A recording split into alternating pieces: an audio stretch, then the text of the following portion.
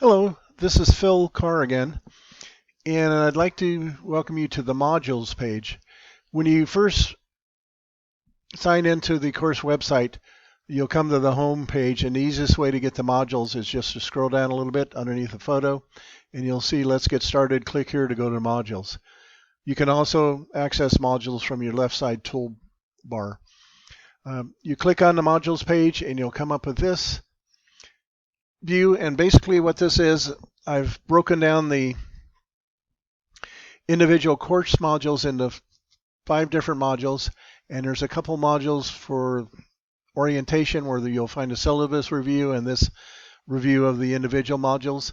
There's also services available for students, and this is a general service and college policies that you may need to review, and also some online services for students.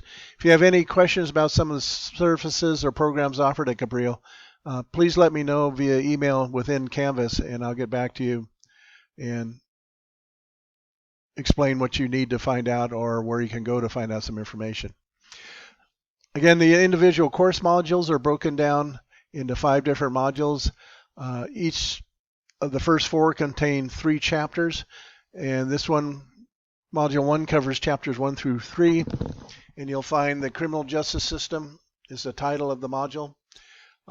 You'll see some things like your syllabus the first week, your syllabus quiz, and your introduction papers are due. There's no chapter quizzes or anything.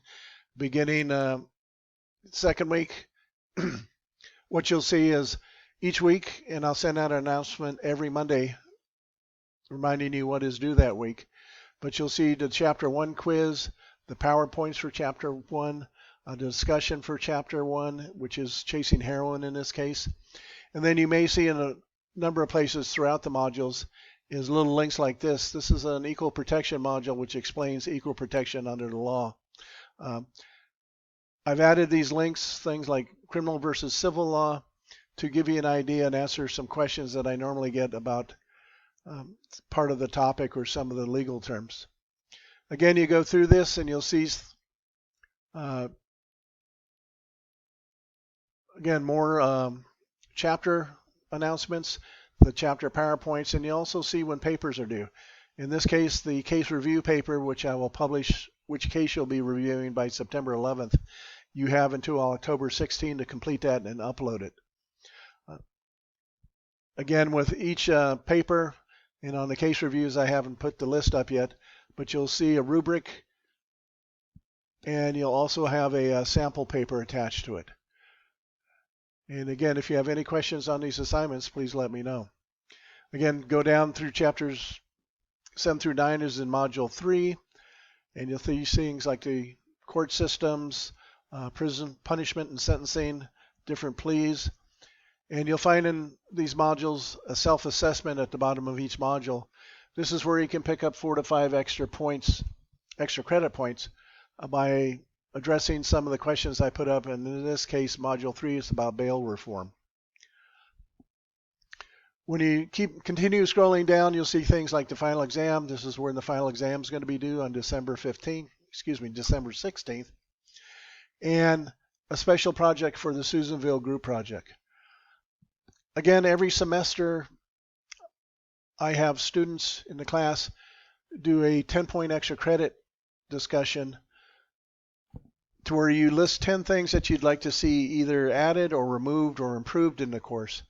The Susanville Prison Project was one of those recommendations about having group projects rather than just individual papers, and also changing the due dates from Friday nights to Sunday nights was a request by the students from last semester. So I've made those changes. I actually do make changes based on your recommendations.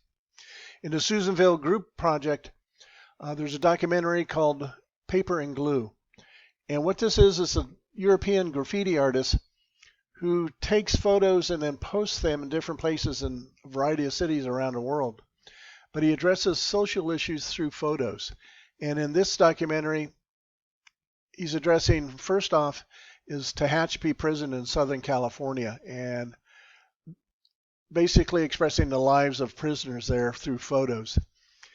He's also, that's about the first 30 minutes of the documentary, and that's the part that I want everyone to watch at a minimum.